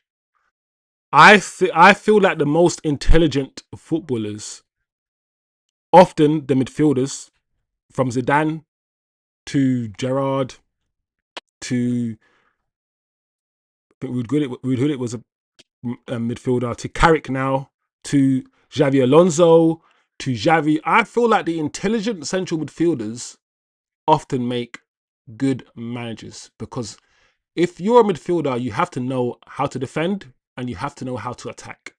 You have a good grasp of the overall game. So I feel like it makes sense that a lot of the Alonso's, Carrick's, Xavi's, a lot of the techie intelligent midfielders now are now managers, right? That makes sense logically, right? Wingers, forwards, do they make? I don't know. I don't know. Because it also depends on CR7's temperament, his personality, his character. And I've always said this, guys. Managing is about so many different things. It's about teaching. To be a good manager, you have to be a good teacher. You have to be able to use your mouth, use your words, and translate exactly what you want. Your communication skills need to be good. Ten Hag, I always like to think about Ten Hag in a training ground and how he communicates.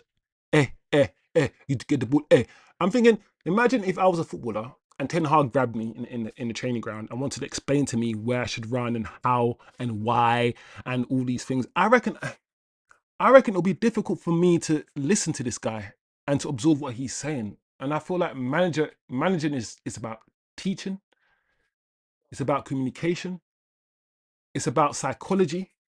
You got to understand the players, you got to understand how to get the best out of the players, you got to understand how to talk to people. All of these things.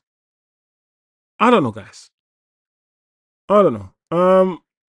Yeah, I reckon he could be. He could be a manager, but Eddie says the big blame has to go to Martinez and the Portuguese FA.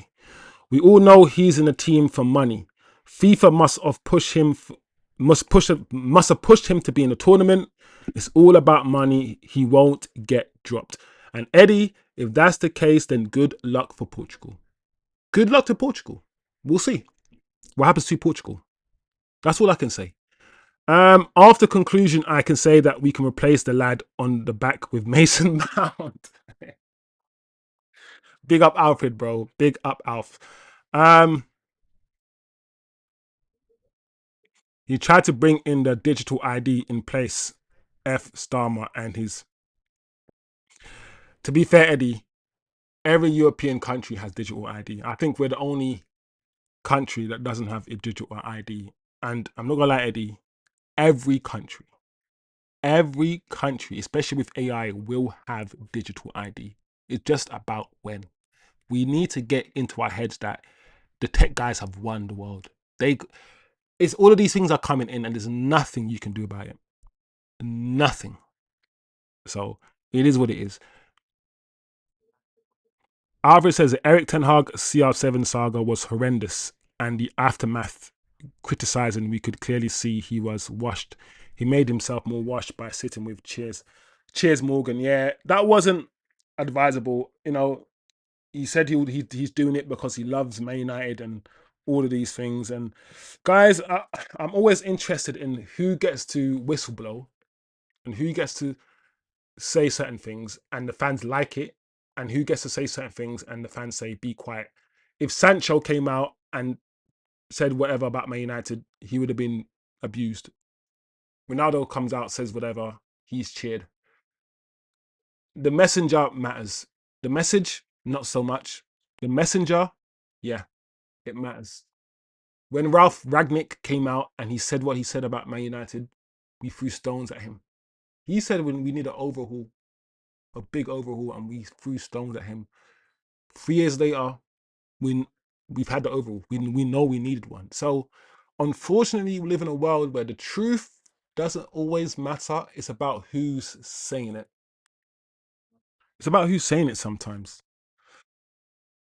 Um, yeah, that Piers Morgan interview was absolutely crazy, but it's good. Also good to hear. The facilities. Is only after that interview, what happened to Carrington, guys? I'm not saying it was just after the interview, and I'm not saying we wouldn't have done it anyway. But that £25 million where we just revamped Carrington and now it's some state of the art complex, you never know. Ronaldo's sitting down and cussing. Listen, he said, I left Carrington 15 years ago and I came back and it's the same. No new revamp, no new facilities, just the same shit. And then a couple years later, man like Radcliffe revamped the whole of Carrington. So is it linked? Was it linked? Were we going to do it anyway? I don't know, guys. You decide that shit. That's why I have a chat. I can't think of everything. You guys got to let me know some shit. What's Acho saying? Facts chosen. It is a GA game. But that footballing reason is why people can chat up Due and all these media youths. Yamal is the best footballer right now. It's difficult for me to disagree with you, Acho, about Yamal. Keep GA away. GA and goals and assists aside, if I just look at who has the most talent.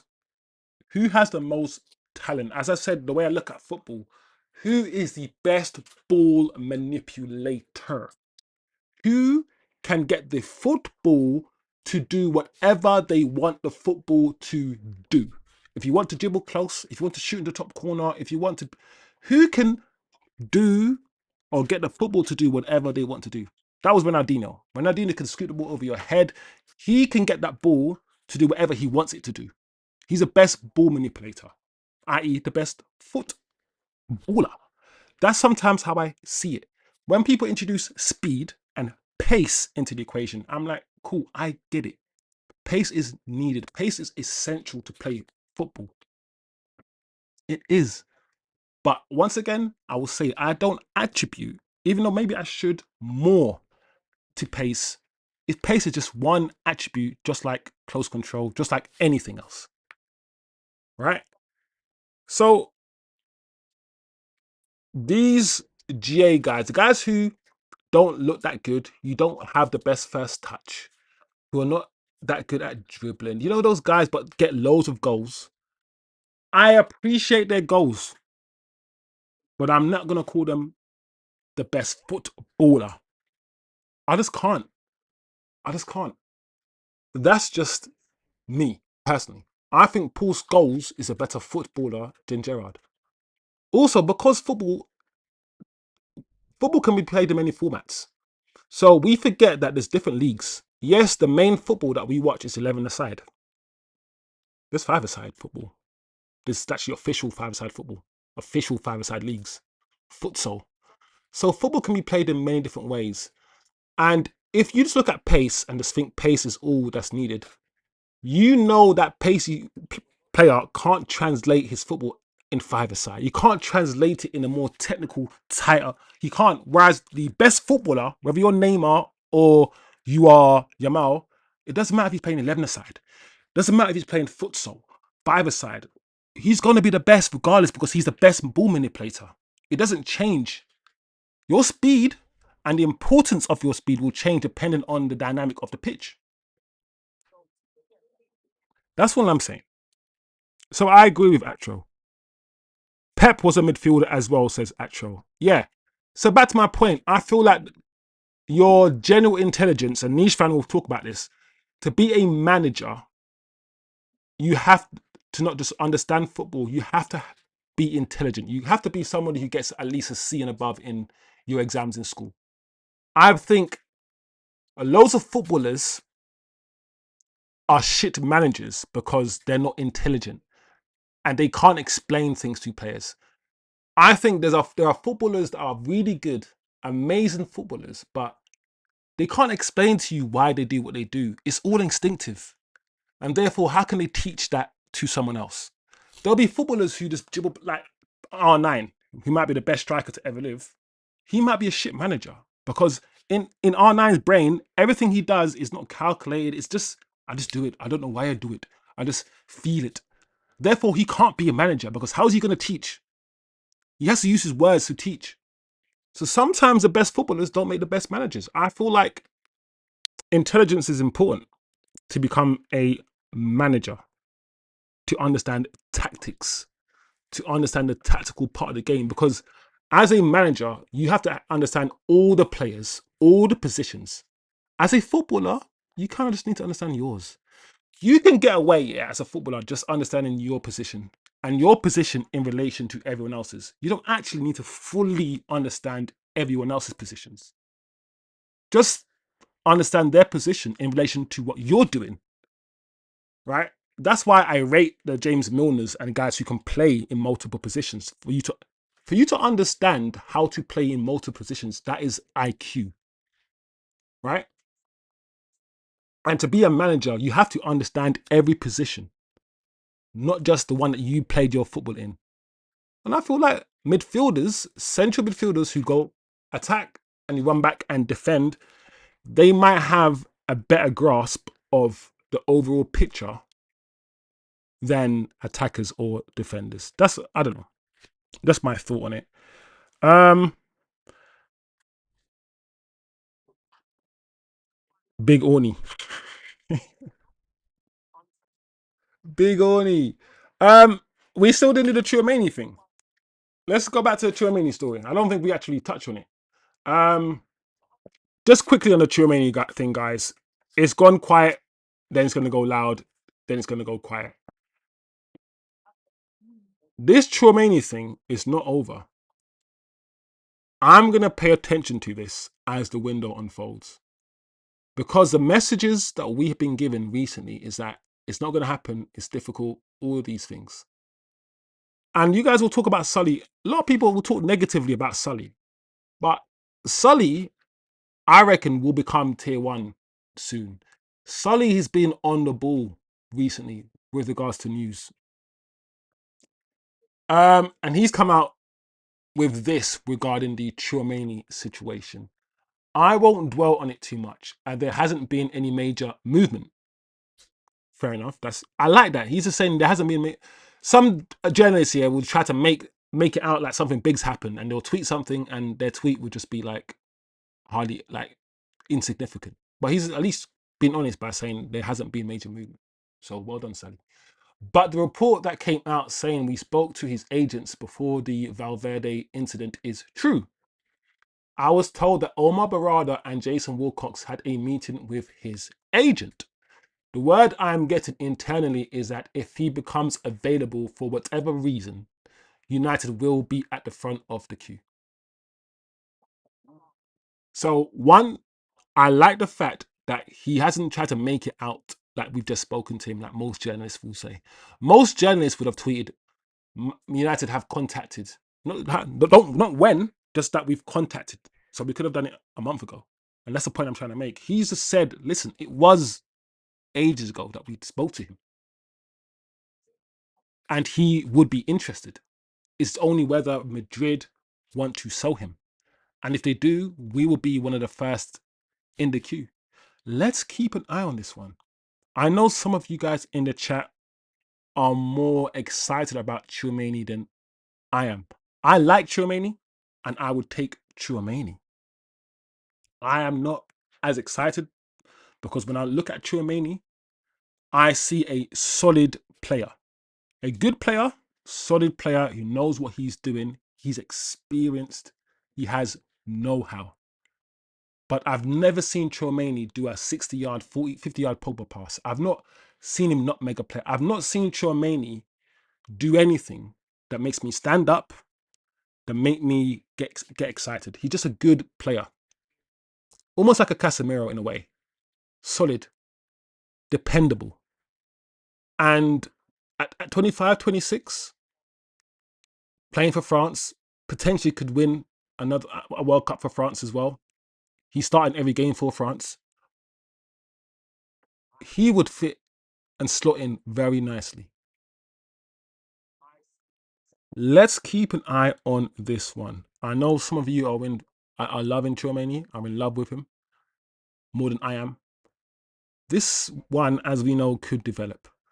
When the World Cup's finished, let's see what Madrid are on.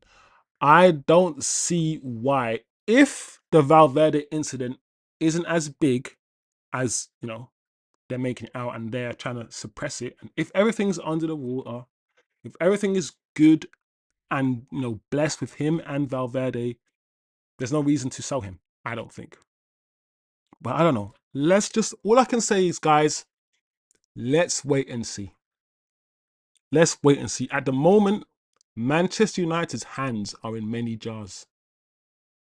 They're in many cookie jars. Our tentacles are in many places. And I feel like the reason why our tentacles are also in many places is also to say, to the likes of West Ham, listen, mate,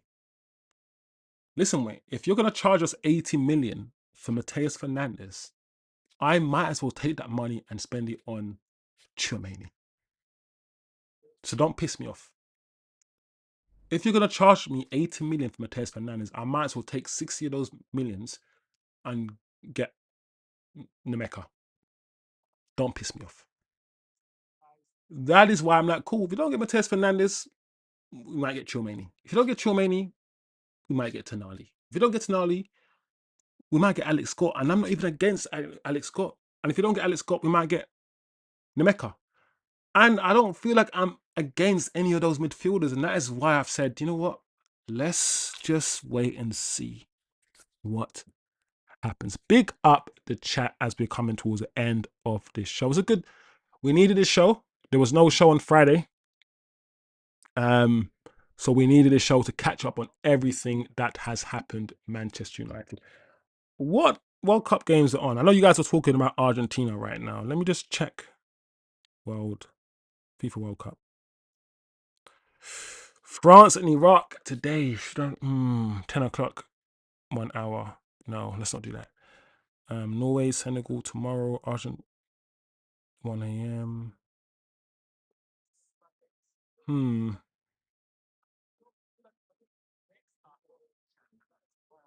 Portugal tomorrow at 6. Oh yeah, England Ghana is tomorrow. Oh yeah, I totally forgot, guys. I will be at Box Park in Croydon tomorrow doing a watch along for the England Ghana game. Well, let me repeat. I will be at Box Park in Croydon. They're holding an event for YouTubers, for small YouTubers. I will be there with my camera, either filming, watching the game with my camera, or potentially using my camera to record the reactions to the goals and that sort of thing. I'm not sure what content I will do yet, but you'll definitely see or be able to see what the hell is going on at Box Park tomorrow evening if you tune in to my channel. I have my camera set up. Apparently AFTV, Robbie, and all of those guys will also be there. They might not be there.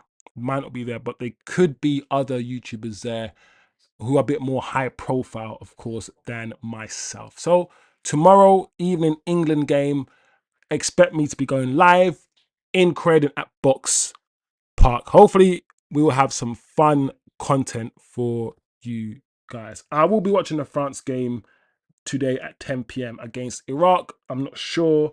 I don't think I'll go live for it though, only because I know I'm going to be live tomorrow. For a long period of time, and I'll be vlogging tomorrow. So there'll be a live tomorrow. I will go live tomorrow, but I'll also be, maybe doing interviews with other people and that sort of thing. So also look out for a vlog for tomorrow. Big up the community. We're trying to do new things. Whenever YouTube invite me anywhere, I will go get my face out there, meet new people, and show that, I'm a man of the real world. I'm not just an online character. I'm a real human. So yeah, look out for that content. Yeah, so that's Tchouaméni. I think we spoke about Tchouaméni and Berrada and Wilcox. Let's talk about pre-season. We are June the 22nd at the moment, people. June the 22nd. So pre-season is literally 2 to 3 weeks away. Manchester United will be returning for pre-season on the 6th of July. 6th of July. At the time, the World Cup will be at a round of 16. So, as I said in the beginning of this show, we are going to return for pre-season while about half of our players potentially could still be at the World Cup. The start of this season is going to be very interesting. How long do the World Cup players get for holiday? When they come back, sort of at the end of pre-season, how fit will they be? How integrated will they be? And what team will Carrick start, considering the fact that the World Cup stars, the World Cup players won't get the full preseason? Then you can argue they don't need a full preseason because right now they're playing in the most high intensity tournament they can ever play. So maybe the World Cup stars will get 2 weeks off after World Cup and then come back. The World Cup, I think, will make the start of the season very interesting. I'm very curious now to see what players or just what teams field. What players do you field in your first game? So big up. I will be watching preseason. If there are games to be played and they're played at a reasonable time, I might do a watch along. Actual says if Joshua Zirkzee is here and can deliver me a dagger against Milan, absolute scenes. That would be crazy. Um, yeah, we haven't spoken too much about Joshua Zirkzee. As time begins to unfold, and the more difficult the midfield targets become, and the more we might have to spend on our midfield targets to get them, the more and more I am resigning to the fact that we might not get another striker in. If we have the money, we might get another striker. But how much do you think strikers cost? We are lucky that we spent only £35 million on Joshua Zirkzee. Because I do not know where we can get a striker in for that quality. It's very interesting that we're looking for a backup striker for Sesko, right? And we have Joshua Zirkzee. And for me, if Sesko is a 7 out of 10 player, then Xerxes, if you accept that he's not as good as Sesko, many people don't accept that, but let's say you do. If Sesko is a 7 out of 10 player, for example, then Xerxes is a 6.5. That's already the backup. The backup can't also be a 7 out of 10 player. So the backup usually is not as good as the first teamer. And we have that already with Xerxes. So I'm always surprised, curious, and a bit annoyed, as probably is actual, with the narrative and the conversations around Xerxes. But I believe that I'm coming to terms and accepting it. Even though I might not want it personally and I want him to stay and all these things, I'm coming to terms with the fact that Manchester United, as good as I think Xerxes is, he does not fit into what they want to do. And I feel like we need to use those words rather than say he's not good enough or he's rubbish. I feel like we need to get out. I feel like we can't, as a fan base, talk about how hard it is to play here and how some of the best players fail here and still go on to do good things. We can't say that. I admit that it's toxic at United, admit that it's hard to succeed here. And when someone doesn't succeed, we say that they're rubbish. It's like, okay, that doesn't make sense. Because you've admitted that great players fell here because of the environment. While at the same time saying if you fell here, you're not good enough. That's a contradiction to me. So we must understand that some good players, like a Di Maria, can come here and not do well, and it's not because of him per se.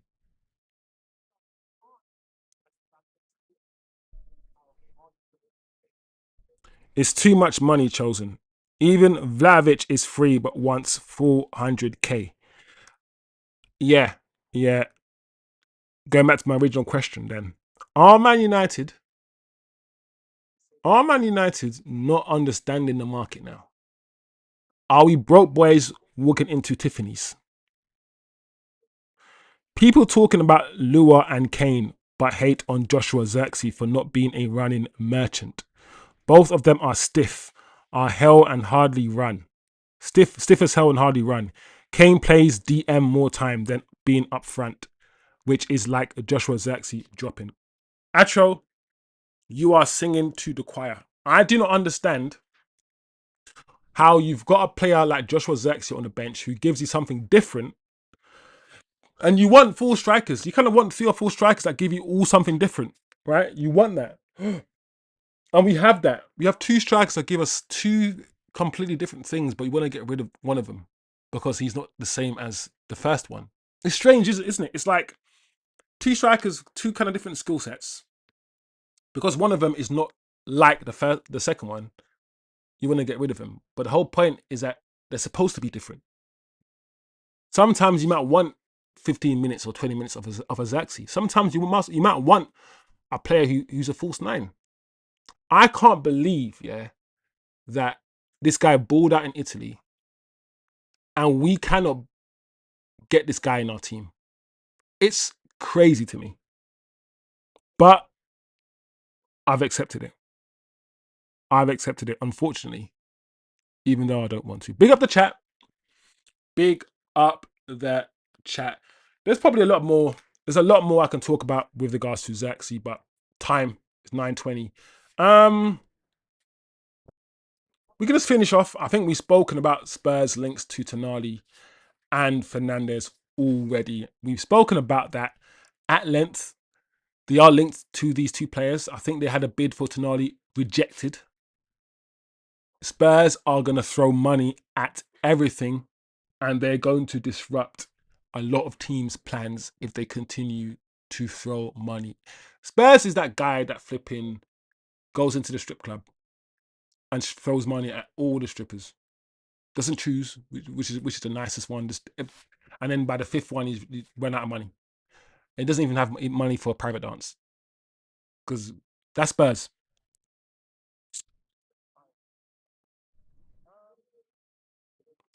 Exactly, chosen. And what is weird about this situation for me, people want better than Sesko, but don't want to bench him. Yeah, I I don't like the fact that Sesko didn't have to do much to replace Joshua Zaxi. I don't like the fact that, yes, Sesko scored 10 goals or 10 plus goals, but I'm always saying to people, if Joshua Zaxi had the same minutes as Sesko, I don't I don't disbelieve that he wouldn't score the same amount of goals. I really don't. I really don't. I feel like a choice has been made, a decision has been made independently of talent, that this person is my main striker because I paid £70 million for him. When the season started, I said Sesko's okay, but Sesko's hold-up play is not great. His finishing isn't the greatest. His leap isn't amazing. And what I kept saying about Sesko is that if he was as physical as Gyökeres, where Gyökeres plays like a flat track bully, just bare physical and just push. If Sesko played that way, he would be a handful, bro. Sesko's 6'5", but he doesn't use his body enough for me, Sesko. And Xerxes has started to do that. Xerxes is a lot more physical now than he was before. The problem with Xerxes that I see, and I think what the club sees, is he's not rapid and he's not aggressively quick when it comes to closing down people and all these things. He's not that guy. And Sesko doesn't play every game. And Sesko doesn't play every game for the same reason. And Sesko's quicker than Xerxes and covers the ground a bit more than Xerxes. So I just feel like that's one of the main reasons. The off the ball stuff. The off the ball stuff and his lack of pace, Xerxes. But I don't care about that. I really don't. Anyway, guys, big up the chat. Good show. Good conversation. That's all the latest news for you. There's not much else going on, to be honest. Things have moved slowly over the weekend, but as usual, if anything pressing happens, if we sign a player, if we advance in talks or anything big, major happens, I will go live and I will report it to you and we will have a conversation about it. Big up Acho. Yep, hopefully I will vlog tomorrow. Big up Alfred, Niche Fan, Eddie, and everyone else who jumped in. And of course, big up everyone who's going to watch it on repeat. Make sure you leave a comment, smash the like as usual, turn on your notifications, do all that good stuff, people. Actual MVP at the end came out at the end, and ran the show as usual. So big up Actual, big up people, and I will see you guys on Wednesday.